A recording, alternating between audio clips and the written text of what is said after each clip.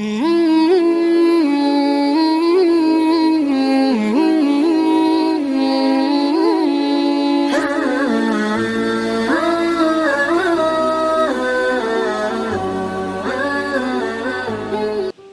manggil ya Jabbar pas lagi sakit hati?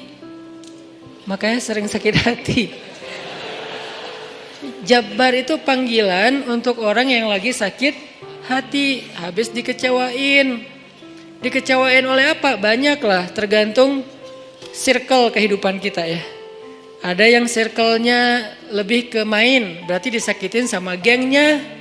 Ada yang circle-nya lebih ke romantis-romantisan, disakitin oleh mantannya. Ada yang circle hidupnya seputar masalah kerja, disakitin oleh vendornya, oleh partnernya, oleh teman bisnisnya.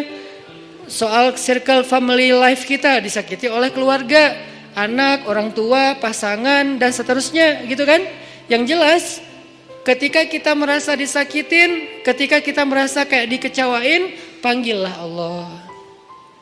Sebelum kita memanggil netizen. Kan kita suka manggil netizen dulu ya. Posting, update status, story. Terus storynya tuh curhatnya minta respon lagi tuh. Dengan kasih polling lah.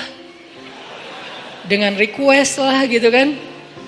Baiknya gue putusin atau enggak ya, request gitu. Semuanya putusin, terus dia bingung. Gimana ya. Nah, sebelum kita istisyarah kepada netizen, karena netizen itu istisyarah, bukan istifta, bukan istikharah. Yang paling tinggi itu kan derajatnya dari 3 level. Meminta pendapat, nomor 1 tuh istikharah, minta pendapat Allah. Kedua, istifta, minta pendapat ulama, orang yang berilmu. Ketiga, istisyarah, minta pendapat orang yang lebih bijak dan berpengalaman. Termasuk kepada teman kita atau followers kita atau geng kita, itu istisyarah. Sebelum kita istisyarah netizen, ya ayyuhal netizen, sebelum kita pakai kalimat itu, atau ya ustaz, bahkan sebelum ustaz, ya kiai, ya syekh, maka ya Allah. Panggil Allah Subhanahu wa ta'ala. Manggilnya gimana Ustadz? Salah satunya selain kata Allah pastinya, karena itu kalimat yang paling mulia, kita juga bisa manggil tematik. Ya Jabbar. Ya Jabbar itu bisa 2. Sebetulnya 3 maknanya Jabbar, tapi yang lebih common tuh 2.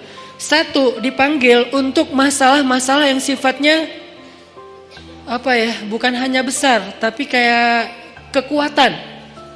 Ya Jabbar, ya Qahar. Arti Jabbar dalam konteks itu yang perkasa, yang memaksa, ya Qahar, yang menaklukkan. Sehingga dipakailah kalimat Jabbar, Qahar, Aziz, kan kata-kata yang nama-nama yang perkasa gitu, untuk doa-doa yang sifatnya biasanya dipakainya dalam kondisi terzolimi. Ini doa-doa orang yang terzolimi. Kayaknya nggak perlu dihafal juga sih. Bukan gak perlu dihafal, gak perlu dipakai. Kenapa? Berharap kita tidak mendoakan orang yang zolim. Kecuali yang dizolimi dalam urusan agama.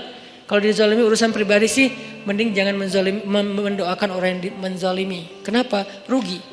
Mending doain diri sendiri. Ketika kita punya kesempatan doa kita diijabah, jangan kasih doa itu untuk orang lain. Rugi, walaupun bentuknya mendoakan atas keburukan, tetap rugi. Mending kita pakai buat doain diri kita sendiri. Ya Allah, saya lagi dizolimin, mudah-mudahan. Nah gitu kan, berarti kan kita dapat kebaikan. Ya Jabbar, itu panggilan orang yang sedang sakit hati. Jadi 1 artinya untuk orang yang lagi dizolimi, 1 lagi untuk orang yang lagi hatinya kayak sedih, kayak disakitin. Gak sebesar zolim sih, cuman ya lumayan lah, bikin gak bisa tidur, bikin tumbuh jerawat gara-gara itu gitu kan ya, karena stres. Jadi intinya adalah panggil Allah kalau kita lagi sakit hati dan dikecewain. Ya Allah, ya Jabbar. Salah satu doa minta disembuhkan kecewa dan sakit hati di dalam sholat adalah Rabbighfirli warhamni wajburni. Kalimat wajburni. Selama ini kita baca enggak? Kan? Tahu artinya? Hampir.